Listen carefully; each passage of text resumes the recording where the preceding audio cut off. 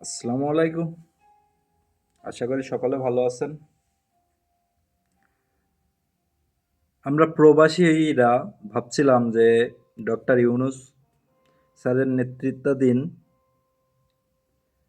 যে সরকারটা এখন আছে তারা হয়তো বা প্রবাসীদের জন্য কিছু করবে। বিশেষ করে আমরা মালয়েশিয়া প্রবাসীরা এখন অনেক কষ্টে আছি, যে কষ্টের কোনো শেষ নাই।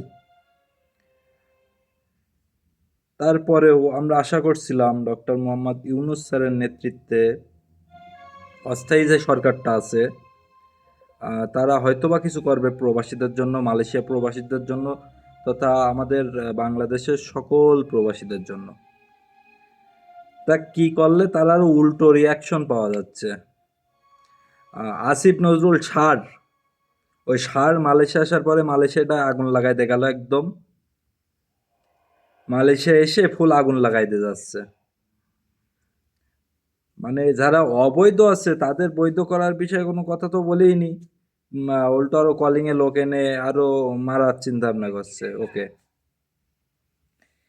আবার নতুন নিয়ম করেছে বিটিআরসি থেকে বা বাংলাদেশ সরকার, বর্তমান যে সরকার আছে ইউনূস স্যারের নেতৃত্বাধীন যে সরকার আছে, তারা যে প্রবাসীরা 2 মাসের বেশি যদি দেশে থাকে তাদের ফোন রেজিস্ট্রেশন করতে হবে।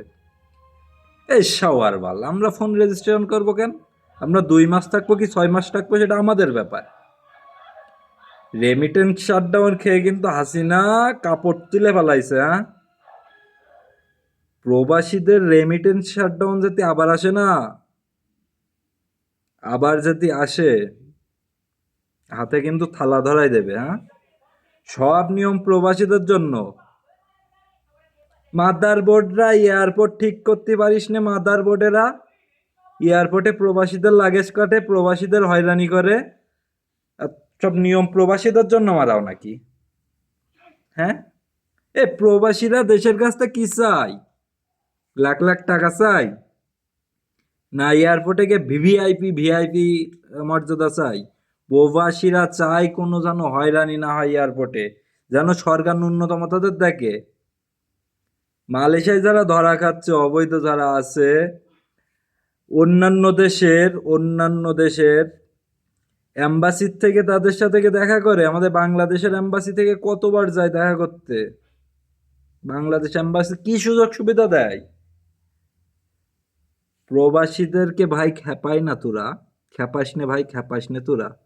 খেপালি একেবারে পেছন দিয়ে ভর দেবে। প্রবাসীরা এরকম জিনিস। একটা প্রবাসী যদি এত কষ্ট করে বিদেশ থেকে দেশের জন্য এত কিছু করতে পারে, তোদের বেতন চালাতে পারে, তাহলে তোরা প্রবাসীদের জন্য এত কিছু তো না, মানে সামান্য কিছু করতে পারবি না কেন? ভালো থাকবেন। এবং আমরা সাধারণ প্রবাসীরা এটা সতর্ক করছি, এই যে দুইটা মোবাইল নে জানি 2 মাস থাকা, তারপরে 2 মাস পরে নতুন ভাবে নিবন্ধন করা, এগুলা বাদ দেন এসব। হ্যাঁ, এসব বাদ দিয়ে ভালো হয়ে যান। এগুলো বাদ দিয়ে দেন, নাই তো কিন্তু রেমিটেন্স শাটডাউন আবার আসলে বলি বাংলাদেশে, এটা বলে রাখলাম।